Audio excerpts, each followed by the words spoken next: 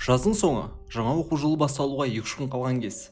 Ернар мен оның отбасы, анасы, інісі және әжесі жаңа ауылға көшіп келеді. Әкесі кенеттен қайтыс болғаннан кейін қалада тұру қиындап кеткен еді. Анасы қаладағы пәтерін сатып, шалғайдағы атасының ескі үйіне көшуге мәжбүр болды. Ауыл сыртындағы бұл үй бұрын қаңырап бос тұрған. Көршілер, бұл үйде баяғыда бір кемпір тұрған. Күнде түн ортасында ұлған дауыс шығатын бұл жақтан, деп сыбырласады. Ол кемпірдің жалғыз қызы қалаға кетіп, содан бері оралмаған, дейді тағы бірі. Анасы ешкімге құлақ аспады. Үйді аздап жөндеп, ішіне кіріп алды. Ернар болса интернеті жоқ, достары жоқ, бұл ауылға наразы еді. Бірақ әжесі, бұл үйде біз қорықпай, жақсы өмір сүреміз, бәрі жалған бос сөз, деп басып айтты. Алайда алғашқы түні ақ бір түрлі нәрсе байқалды. Ернар үйдің ішін аралап жүріп, бір бөлменің есігіне көзі түседі. Есіктің құлпы шегемен қағылған.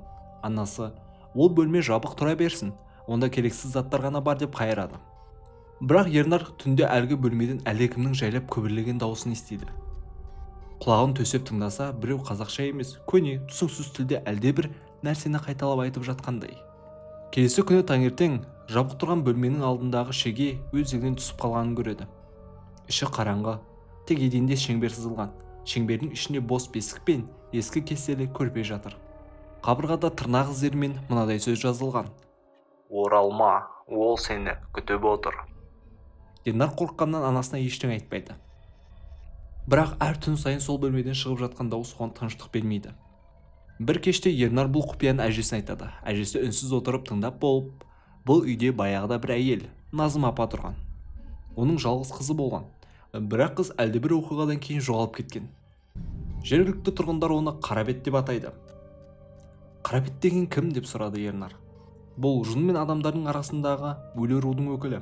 Қыз бала тыйым салған күндері мола үстінде ұйықтап, рухпен байланыс орнатқан. Содан кейін өз-өзімен сөйлесетін болған. Сол қыз ешкімге көрінбей жоғалып кеткеннен кейін осы үйдің бір бөлмесінен күлген дауыстар естілетін болған. Бірақ ол күлкі емес екен, деп кемсеңдеп тоқтайды. Ернар бұл оқиғадан кейін әлгі бөлмені мүлде ашпай қояды. Бірақ бір түнде інісі Алдияр орнынан тұрып, көзін жұмған күйі бөлмеге кіріп кетеді.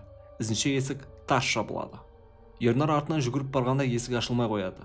Іштен жылаған, сосын әлдененің ащы, шиқылдай күлген дауысы естіледі.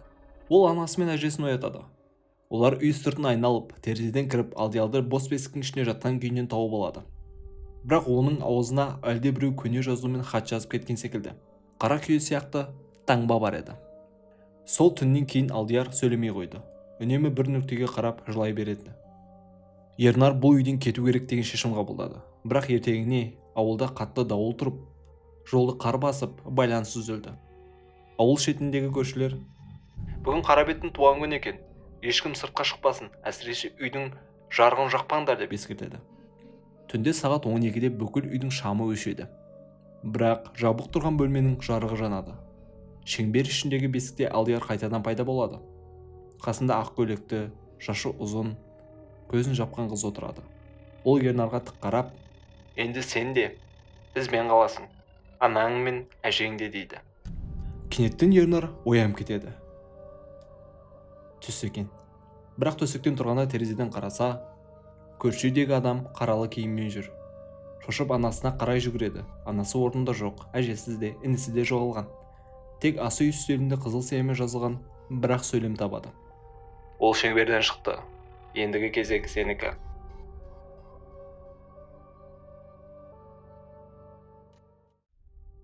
Басты кейіпкер Аян есімді 12 жастағы бозбала. Ол жазғы демалыста нағашысының ауылына қыдырып барады. Ауыл таулы, орманды алқапқа орналасқан, халқы аз.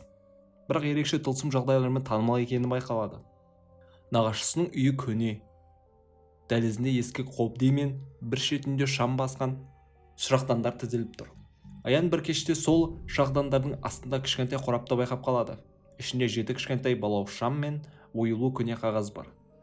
Қағазда көне түркі жазуымен: бұл 7 шам, 7 күнәні көрген 7 көз. Шақырсаң келер, бірақ қайтып кете алмайсың. Аян оны әзіл көріп, бәрін орнына қояды. Бірақ ауыл балалары бұл туралы естіп, қызға түсіп, түнде бәрі жиналып, сол шамдарды жағайық деп ұсыныс тастайды. Түн ортасы. Аян, Алмас, Нұрасыл, Әмина және Айсәуле 5 жас ауыл сыртында ескі қораға барады. Жол бойы тек үшеуі батыл сөйлесе, қыздар мен Аян іштей қобалжиды. Шамдары бір-бірлеп жағып бастайды. Бірінші шам жанғанда ауа күрт суып жел тұрады. Төңірек тып-тыныш. Тек жарық оты маздап, жарығы айналадағы көлеңкелерді қозғалтқандай болады. Кенеттен алыстан әйел дауысы естіледі. Бірін жақындар, енді қалғанын да жағыңдар. Балалар, не бұл? Желдің дыбысы шығарды өздерін алдайды. Екінші шам жағылады. Үшінші шам жанған сәтте қыздар қорқып кері қайтқысы келеді. Бірақ Алмас, ой бала сияқты болмаңдар.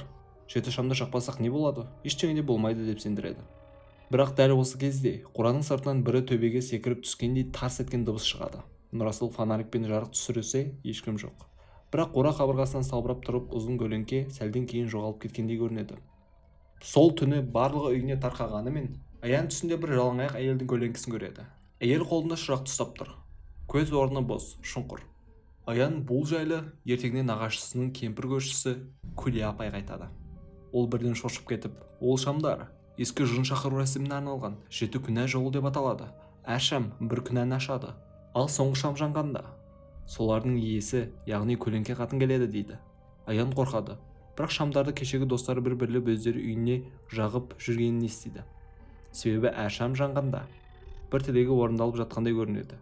Бір ақша тауып болады, бірінің ауруы жазылады, бірақ бәрінің көзінен әлдебір көлеңке байқала бастайды. 5-ші шамнан кейін ауылда күтпеген жағдайлар орын алады.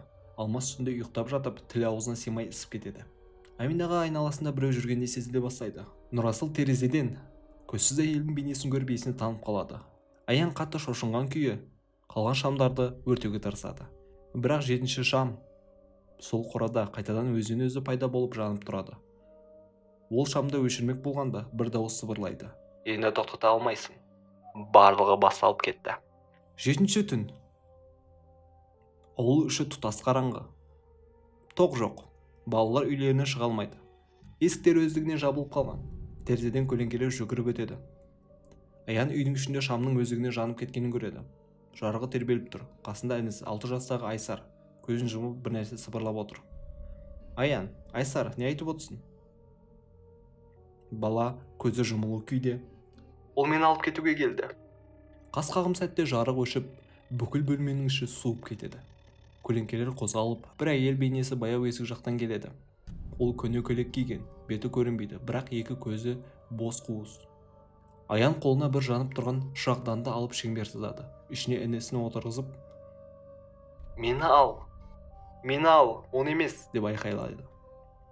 Көлеңке қатын тоқтайды. Бір сәт үнсіз қарап тұрып, кейін шегініп сөніп кетеді. Таң атады, Күлия апай келеді. Қолында тұз бен көне кітап. Шамдарды сөндіріп, бәрін жерасты шұңқырына көміп, үстіне қараша топырақ шашады. Ауыл қалыпты тіршілігіне оралады. Балалар жаздың соңын күліп қарсы алады, бірақ Аян қалаға қайтатын күні сөмкесін жинап жатып, қалтасынан кішкентай 7-ші балауыз шамды тауып алады. Ол өзі оны ешқашан ұстамаған. Бір сәт ол шам өздігінен сәл жанып қайта өшеді. Есіктің артынан әлдебір әйелдің сыбырын естиді. Бұл тек уақытша ғана тыныштық. Мен сенің артыңнан міндетті түрде келем. Арман қалада оқып жүрген студент. Әкесі мен анасы жол апатынан қаза болған соң, ол ауылға ата-әжесінің үйіне қайтып келеді. Бірақ ол үйде соңғы 10 жыл бойы ешкім тұрмаған. Ауыл адамдар ол үйдің жанына жүргісі келмейді, себебі Арманның үлкен әжесі бақсы болған. Ал ол кісі қайтыс боларда бір тыйым айтқан. Менің тұмарымды ешкім ашпасын. Ашса бар пәле қайта тіріледі. Арман бұл сөздерге сенбейді.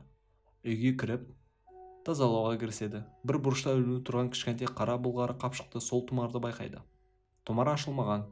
Арман оның ескі заттармен бірге лақтырып жібереді. Түнде Арман ұйықтап жатқанда сыртта тықырлаған дыбысты естиді. Үйдің шатырында біреу жүргендей. Есікті ашып далаға шықса, ешкім жоқ.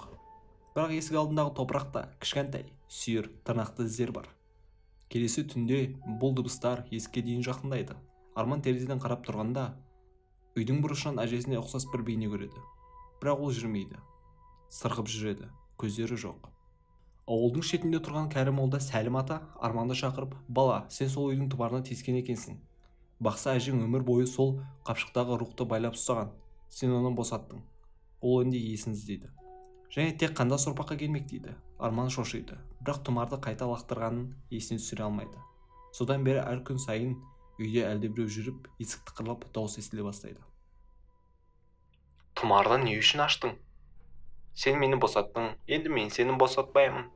Арман ауыл қарияларынан сұрап, әжесі туралы мәлімет жинайды. Бақса әжесі кезінде адамдарды емдеп қана қоймай, бала көтере алмай жүрген әйелдерге тұмар жазып беретін болған екен. Бірақ бір күні әлдебір әйел тұмарды кері ашып, жынды босатып жіберіп, өзі өліп қалған. Содан бастап әжесі сол жынды тұмарға қайта байлап, ешкімге ашпаңдар деп аманаттаған. Арман сол тұмарды ауыл шетіндегі зират маңындағы жыраға лақтырып жібергенін есіне түсіреді. Ол тұмарды табамын деп барғанда, күн күрт бұзылып, найзағай оянып, аспан қара түнекке айналады. Топырақ астына жартылай көмірген тұмарды тапқан сәтте, артынан ұзын бойлы, қол аяғы жұқа, қара торы бейне көрінеді. Ол бейне тілім тырнақтарын көрсетіп, ақырын тіл қатып: "Мен сені көп күттім. Тұмардағы уақытым аяқталды. Енді мен сенің ішіңе кіремін." Арман тұмарды қайта орап, оқи алмайтын дұғаларын айта бастайды. Бірақ дауысы өз құлағына да жетпейді. Кенет ар жағынан Сәлім молда келіп, азан шақырып, тұмарды қайта жабады. Сол түні Арман молдамен бірге тұмарды ауыл моласына апарып, 7 қабат матаға орап, басына тас қойып көміп тастайды. Сәлім ата ескертеді: "Ешқашан ата-бабаның аматына күмәнмен қарама. Қазақтың тұмарды ашпа, ішін көрме, сырын білме" деген сөзі жайдан жай емес. Арман қалаға қайтады, бірақ сөмкесін ашқанда, кітаптардың арасында әлгі тұмардың кішкентай көшірмесі жатыр. Ол өздігінен әлсіз жанып, қайта сөніп тұрады. Соңы.